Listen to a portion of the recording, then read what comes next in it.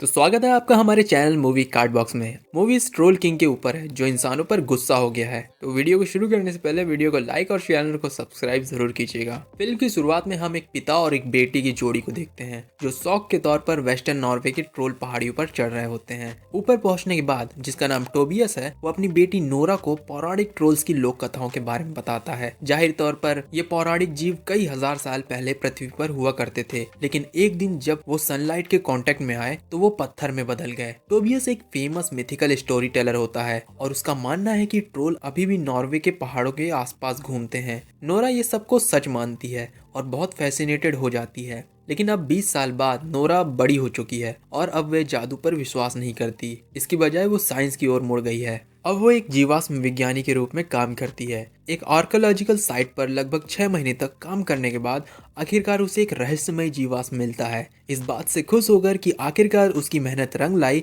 Nora अपनी team के साथ अपनी हाल ही की खोज के लिए सेलिब्रेट करती है। दूसरी ओर पास के डोवरे माउंटेन में मेट्रो स्टेशन बनाने के लिए तेजी से कंस्ट्रक्शन चल रहा होता है। वर्कर्स पहाड़ की ड्रिलिंग और पैसेज के लिए विस्फोटक लगाते हैं। इस बीच कुछ एक्टिविस्ट की भीड़ कंस्ट्रक्शन का विरोध कर रही होती है। वो चिल्ला रहे होते हैं कि सरकार को पहाड़ को जिंदा रहने देना चाहिए। उनके विरोध को नज़रअंदाज करते हुए चीफ विस्फोटकों को फोड़ देता है, जिससे पहाड़ के टुकड़े टुकड़े हो जाते हैं। फिर चीफ और कर्मचारी जांच करने के लिए डोवरे गुफा के अंदर जाते हैं। अंदर उन्हें एक तेज आवाज़ सुनाई देती है, जिसके बाद वो महसूस करते हैं कि जमीन हिल रही है और पहाड़ की चट्टानी गहराइयों से एक प्राचीन पौराणिक जीव निकलता है। वाह, कितनी शुद्ध हिंदी बोल दी मैंने। जिसके बाद डरे हुए मजदूर अपनी जान बचाने के लिए भागते हैं, लेकिन पहाड़ का मलबा आखिर में उनके भाग्य को भी अपने साथ दबा देता है। कुछ ही देर बाद घटना की खबर ओस्लो के नॉर्वेजियन आर्म फोर्स हेडक्वार्टर पहुंचती है। साइट पर क्या हुआ था इसकी साफ जानकारी पाने के लिए जनरल एक जेट भेजने का फैसला करता है। इसके बाद वो प्रधानमंत्री को सतर्क करने का निर्देश देता है। आगे हम नॉर्वे के प्रधानमंत्री और उनके सलाहकार एंड्रियास को देखते हैं। एंड्रियास मिलिट्री बेस की ओर जा रहा होता है। रास्ते में ही डिफेंस मिनिस्टर उन्हें सिचुएशन के बारे में बताता है। वो बताता है कि इस घटना में 50 से भी ज्यादा लोग मारे गए हैं। फिर वो ग्राउंड जीरो की कुछ तस्वीरें दिखाता है और नजदीक से देखने पर हम ग्राउंड में विशाल छेद देख सकते हैं। एंड्रियास कहता है कि ये छेद पैरों के निशान की तरह दिख रहा है। इस बीच नोरा अभी भी अपनी टीम के साथ अपनी खोज के लिए सेलिब्रेट कर रही होती है। वो स्पीच देने के लिए आगे बढ़ती है, तभी अचानक एक आर्मी हेलीकॉप्टर वहां आ जाता है, जिससे एक सोल्जर बाहर आता है। उसे ओस्लो के प्रधानमंत्री ने बुलाया है। बिना समय बर्बाद किए वो हेलीकॉप्टर पर बैठ जाती है और मिलिट्री बेस की ओर बढ़ती है। उसके आने के बाद एंड्रियास उसे सरकारी अधिकारियों से भरे एक कमरे में ले जाता है। अधिकारियों का मानना होता है कि ये डिस्ट्रक्शन किसी गैस के कारण हुआ था, लेकिन निशान की इमेज को बारीकी से देखने के बाद नोरा बोलती है कि ये कोई प्राचीन जानवर हो सकता है जो पहाड़ों से आया है। एंड्रियास बोलता है कि ये कोई सुपर नेचुरल घटना है और सरकारी अधिकारी ये कहते हुए नोरा का मजाक उड़ाते हैं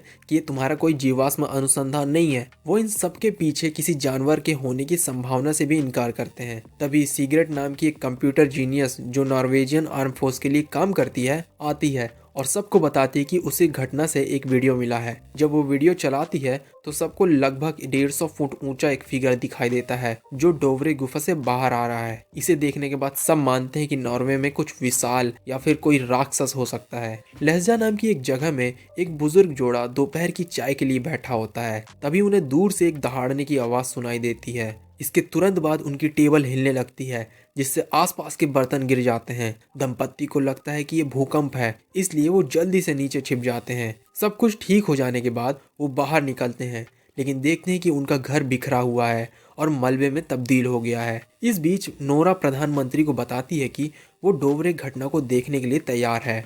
बाकी लोग भी सहमत होते हैं और उसे एक वैज्ञानिक सलाहकार के रूप में नियुक्त किया जाता है। मीटिंग के बाद पीएम का सलाहकार एंड्रियास नोरा को लहजा घटना के बारे में बताता है और दोनों जल्दी से एक हेलीकॉप्टर से साइट पर जाते हैं। उड़ान के दौरान ये दोनों थोड़ी सी बातचीत भी करते हैं। एंड्रियास अपना इंट्रोडक्शन देता है और फिर नोरा से पूछता है कि वो जीवाश्म विज्ञानी क्यों बनी। वो जवाब देती है कि वो बचपन से ही नेचर से प्यार करती रही है। वह यह भी बताती है कि उसके पिता टोबियास एक लोकगीत विशेषज्ञ थे, लेकिन आखिर में उनका वास्तविकता से संपर्क टूट गया क्योंकि उनका विश्वास बहुत दूर चला गया था। एक समय पर उनकी हालत इतनी खराब हो गई कि उन्हें अस्पताल में भर्ती करना पड़ा। इसके बाद एंड्रियास नोरा से कहता है कि वो हमेशा से एक लेखक बनना चाहता था और वो एक मॉन्क के बारे में एक कहानी बताता है जो अपना सिर काट लेता है और दुश्मनों के ऊपर फेंक देता है, जिसके बाद उसका कटा हुआ सर दुश्मनों को काटता है। नोरा और एंड्रियास साइट पर पहुंच जाते हैं। वो वहां डिस्ट्रक्शन देखकर हैरान रह जाते हैं। जल्दी स्पेशल ऑपरेशन कमांड के कैप्टन क्रिस होम उनका स्वागत करते हैं। क्रिस दोनों को सिचुएशन के बारे में बताता है। वो ये बताता है कि उस जीव ने 2 मील दक्षिण में पहाड़ों में अपना रास्ता जारी रखा है, लेकिन हमारी टीम ने इलाके में छानबीन की पर उन्हें कुछ नहीं मिला। ये लगभग ऐसा है जैसे विशाल जीव हवा में गायब हो गया हो। इसके बाद ये तीनों उस बुजुर्ग दंपत्ति से मिलते हैं जो अभी भी इस घटना के सदमे में है। वो बताते हैं कि उन्होंने कुछ नहीं देखा, लेकिन उन्होंने एक अजीब सी आवाज सुनी। आवाज इतनी भयानक थी कि वो बता नहीं सकते। ये जानकारी इन लोगों के लिए काफी नहीं थी, इसलिए नोरा खुद अपने आसपास देखने लगती है। अचानक उसे अजीब सी गंध आती है जो उसे विशाल पैरों के निशान तक ले जाती है। नोरा सुराग के लिए जगह को स्कैन करती है, लेकिन उसमें कोई भी बायोलॉजिकल साइन नहीं होते। ये लगभग वैसा ही है मानो जीव कोई जीवित जीव नहीं है। कोई सबूत न मिलने पर अपने अलग हुए पिता से मदद लेने का फैसला करती है जो एक दूर दराज के पहाड़ में रहते हैं। नोरा, कैप्टन क्रिस और एंड्रियास एक हेलीकॉप्टर में उस जगह तक जाते हैं। तीनों पहुंचते हैं। टोबियास उन्हें देखकर गन निकाल लेता है, लेकिन नोरा को देखकर वो शांत हो जाता है और उन्हें अपने घर के अंदर ले जाता है। सरप्राइजिंगली इतने सालों के बाद भी वो ट्रोल्स नामक पौराणिक जीवों पर शोध कर रहा है। थोड़ी देर बाद वो लोग टोबियास को भी वो वीडियो दिखाते हैं जो सिगरेट को पहले मिला था। टोबियास जो कुछ देखता है उससे इतना डर जाता है कि वो बड़बड़ाना शुरू कर देता है कि वो यहाँ है। नोरा को उसके पीछे कोई साइंटिफिक एक्सप्लेनेशन चाहिए रहता है, न कि कोई लोक कथा। हालांकि टोबियास अपने सिद्धांत के साथ खड़ा रहता है और बताता है कि नॉर्वे के ईसाईकरण के कारण ट्रोल विलुप्त हो गए। वो बोलता है कि मैं ट्रोल की सच्चाई सबके सामने लाने वाला था कि तभी मुझे पागल घोषित कर दिया गया। फिर टोबियास अपना बैग उठाता है और कहता है कि हम एक एडवेंचर पे जा रहे हैं। इसके बाद नोरा, टोबियास और बाकी सभी हेलीकॉप्टर से एक जगह पहुंचते हैं। टोबियास उत्सुकता से अपने चारों ओर आसपास देखना शुरू कर देता है। तभी सभी लोग देखते हैं कि वो जगह पूरी तरह से बदल गई है। इस बीच नोरा को वही अजीब गंध महसूस होती है। जैसे ही वो जगह को स्कैन करती है, अचानक वो एक बड़ी आकृति देखती है जो उसके पीछे जाग रही है। ये विशाल ट्रोल है जिसने खुद को आसपास के माहौल के साथ छिपा लिया था। एंड्रियास और बाकी लोगों ने भी इसे देखा और जल्दी से चॉपर चालू कर दिया और वहां से टाइम से निकलने में कामयाब रहे। जब वो एक सेफ जगह पर पहुंच जाते हैं तो वो इंटरनेट पर लाइव हो जाते हैं और ओस्लो में सरकारी अधिकारियों को वीडियो दिखाते हैं। अब हर कोई ये मान गया है कि ट्रोल असली है। कुछ ही समय बाद प्रधानमंत्री कैप्टन क्रिस के नेतृत्व में एक मिलिट्री ऑपरेशन को तैयार करने को कहती है। जल्दी बहुत सारे सोल्जर्स देश के सबसे बढ़िया हथियार के साथ इकट्ठा होते हैं और जायंट को नीचे गिराने की तैयारी करते हैं। जिसके बाद उनको ट्रोल दिखता है। उनके ट्रोल पर बहुत सारे हमले करने के बावजूद ट्रोल को कुछ नहीं होता। ऐसा लगता है कि वो खुद को रीजनरेट कर सकता है। सोल्जर्स में से एक को मारने के बाद टोबियास खड़ा होता है और ट्रोल को शांत करने की कोशिश करता है।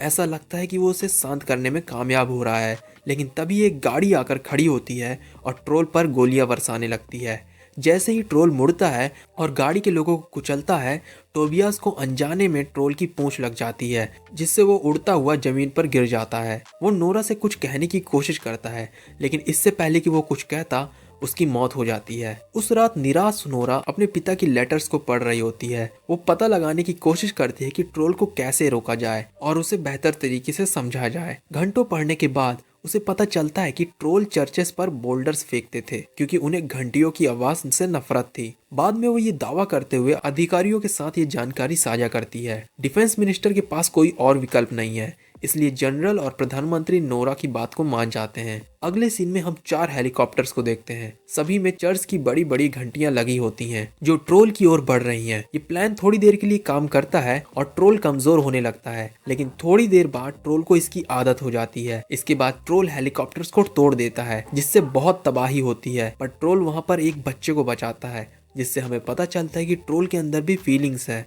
अब ट्रोल के बारे में न्यूज़ पूरी दुनिया में चलाई जा रही होती है। इसके बाद प्रधानमंत्री देशवासियों को शांत रहने के लिए टीवी पर भाषण देती है। सबसे पहले वो अपने कैबिनेट की अक्षमता के लिए माफी मांगती है और फिर इमरजेंसी डिक्लेयर कर देती है। वो ओस्लो और आसपास के एरिया के लोगों को जगह तुरंत खाली करने के लिए कहती है, क्योंकि किसी कारण से ट्रोल सीधे वहां जा रहा है। इसी बीच नोरा के फेलियर की वजह से उसे कैबिनेट से निकाल दिया जाता है। दूसरी ओर एंड्रियास को पता चलता है कि सरकार ट्रोल को खत्म करने के लिए ओस्लो में बमबारी करने वाली है। वो इस पर अपना ओपिनियन रखता है, पर उसकी कोई नहीं सुनता, इसलिए वो रिजाइन कर देता है। नोरा और एंड्रियास दोनों तब हेडक्वार्टर छोड़ देते हैं। देखते ही देखते हजारों लोग शहर छोड़ने के लिए सड़कों पर आ गए थे। एंड्रियास और नोरा भी उनमें होते हैं। वो अभी भी इस बात से निराश हैं कि उसे ट्रोल को रोकने का कोई और सॉल्यूशन नहीं मिला, और वो अपने पिता के लेटर्स पर एक आखिरी नजर डालती है। वो जर्नल में कई बार लिखे गए शब्द साइंडिंग पर ध्यान देती है। एंड्रियास उसे बताता है कि सिंडिंग ओस्लो के रॉयल पैलेस में रहने वाला एक राजकुमार है।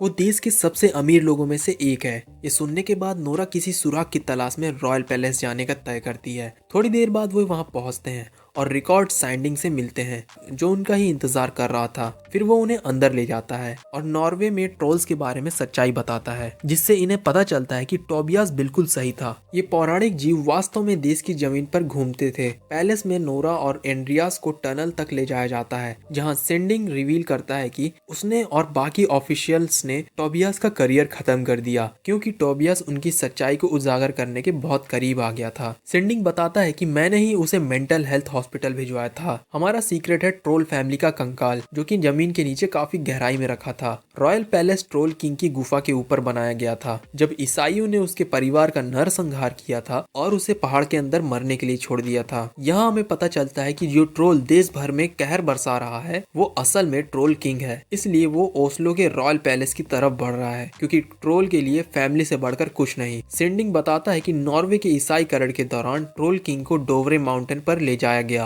और कैद कर दिया गया। बेशक पहले के विस्फोटकों ने उसे बाहर निकाल दिया और अब वो अपने बच्चों के साथ फिर से जुड़ने की कोशिश करने के लिए ओस्लो वापस आ रहा है। सच्चाई जानकर नोरा और एंड्रियास चौंक जाते हैं। जब वो ट्रोल परिवार के कंकालों के अवशेष देखते हैं, तब नोरा हड्डियों पर अपना यूवी लाइट डालती है, तो वो देखती है कि हड्डियां सिसक रही हैं। उसे पता चलता है कि ट्रोल लाइट के प्रति सेंसिटिव है। इसके बाद नोरा सिंडिंग से वहाँ की सबसे बड़ी व्हीकल देने के लिए बोलती है। सिंडिंग उसे रानी का पसंदीदा पिकअप ट्रक देता है। इसके बाद वो कैप्टन क्रिस को फोन करती है और उसे प्लान के बारे में बताती है। वो ट्रोल किंग को टैनिंग बेड से घेरना चाहती है और उसे यूवी लाइट में लाना चाहती है। क्रिस ट्रोल ट्रैप बनाने के लिए कुछ साथी सोल्जर्स को बुलाता है। एंड्रियास मिसाइल्स को रोकने के लिए अपने दोस्त सिगरेट की मदद लेता है। सिगरेट एक हैकिंग जीनियस निकलती है और वो लड़ाकू विमान को ट्रोल पर मिसाइल दागने से रोकती है। एंड्रियास और नोरा कार्रवाई में कूद जाते हैं। सबसे पहले वो ट्रक के पीछे से एक बड़ा कपड़ा हटाते हैं और एक ट्रोल बच्चे की खोपड़ी ट्रोल को दिखाते हैं। इसके बाद वो यूवी लाइट की तरफ जाने लगते हैं। ट्रोल किंग भी उनकी तरफ जाने लगता है। थोड़ी देर बाद ट्रोल अनजाने में खोपड़ी तोड़ देता है और महसूस करता है कि उसका कोई परिवार नहीं बचा है। फिर वो गुस्सा हो जाता है और नोरा और एंड्रियास की ओर जाने लगता है। दूसरी ओर मिलिट्री बेस पर सिगरेट रंगे हाथों पकड़ा जाता है जब वो मिसाइल सिस्टम के साथ छेड़छाड़ कर रही होती है। जनरल मिसाइल प्लान को रोकने का ऑर्डर देता है, क्योंकि आसपास अभी भी सिविलियंस होते हैं। इस बीच नोरा और एंड्रियास किसी तरह ट्रोल को ट्रैप में ले आने में कामयाब रहते हैं। बिना समय बर्बाद किए मिलिट्री उसे घेर लेती है और बड़े पैमाने पर यूवी लाइट्स उस पर डालती है। प्लान काम करता है और ट्रोल धीरे धीरे जलकर मरने लगता है। ट्रोल को दर्द में देखकर नोरा यूवी लाइट बंद करने लगती है। अजीब बात यह है कि यूवी लाइट के पास कोई सोल्जर नहीं होता जो उसे रोके। फिर वो ट्रोल से पहाड़ों पर जाने को कहती है, जहां वो सेफ रहेगा, लेकिन बहुत देर हो चुकी होती है। सनराइज होता है और ट्रोल किंग धीरे धीरे पत्थर बनने लगता है। इससे पहले कि वो पूरी तरह से पत्थर बन जाए, नोरा आगे बढ़कर उसे धीरे से छूती है। एंड्रियास और नोरा सोचने लगते हैं कि कहीं और ट्रोल नॉर्वे के पहाड़ों के अंदर छिपे हुए तो नहीं है। फिर नोरा तय करती है कि उन्हें इस जगह का नाम टोबियास बोल्डर रखना चाहिए। फिल्म के आखिर में हमें डोवरे माउंटेन का सीन दिखाया जाता है, जहां हम पत्थरों को हिलते हुए देखते हैं। अचानक एक और ट्रोल मलबे से उठता है, नॉर्वे के लोगों को नर्क में पहुंचाने के लिए। आखिरकार फिल्म खत्म हो जाती है और इस फिल्म से हम समझ सकते हैं कि हमें नेचर को खराब नहीं करना चाहिए और पहाड़ों को नहीं तोड़ना चाहिए, वरना कोई ट्रोल आकर हम पर भी हमला कर सकता है।